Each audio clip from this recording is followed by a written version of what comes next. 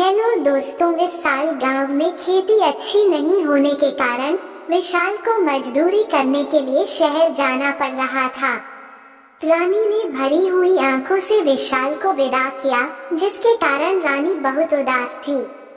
रानी और विशाल की शादी को 5 साल हो गए थे, लेकिन वो अभी तक मां नहीं बन पाई थी।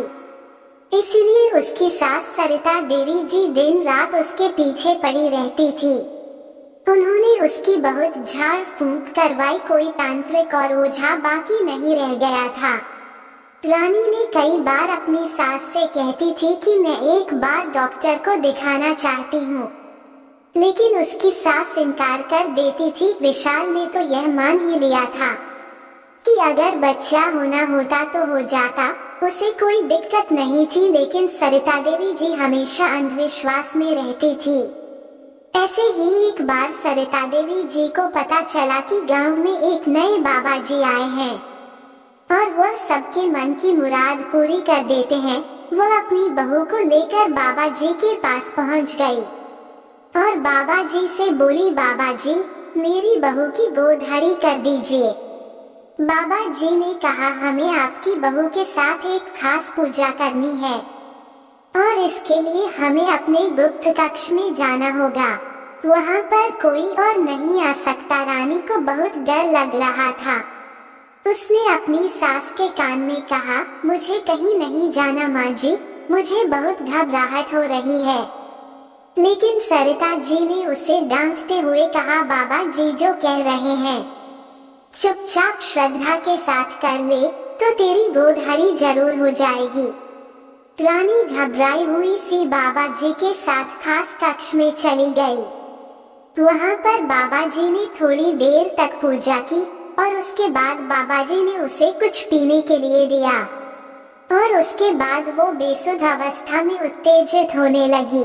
उसके बाद उसने महसूस किया कि 2 हाथ उसके बदन को सहलाने लगे थे। उसने विरोध करना चाहा, लेकिन वो अपनी सुध बुध खोती चली गई। जब उसकी नींद टूटी तो उसका पूरा बदन टूट रहा था।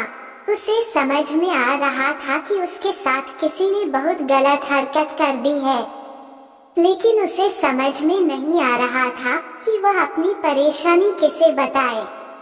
उसका पति शहर गया हुआ था और उसकी सास बाबा जी के खिलाफ एक भी शब्द सुनने को तैयार नहीं हो रही थी। आखिरकार वो उस गांव के स्कूल टीचर के पास गई और उसने रोते हुए उन्हें सारी बातें कह दी। टीचर ने उसे दिलासा दिया और उसे लेकर तुरंत पुलिस के पास पहुंची। पुलिस ने उसे मदद का आश्वासन दिया और उसे फिर से बाबा जी के पास जाने के लिए कहा।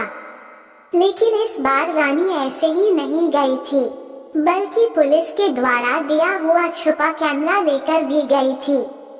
जब इस बार बाबा जी ने उसे प्रसाद खाने के लिए दिया तो उसने बड़ी चालाकी से प्रसाद को पास पड़े हुए एक लोटे में डाल दिया था और उसके बाद बेसुध होने का नाटक करने लगी। उसके बाद बाबा अपने असली रूप में आ गया और वह ढोंगी बाबा उसके बदन से खेलने की कोशिश करने लगा।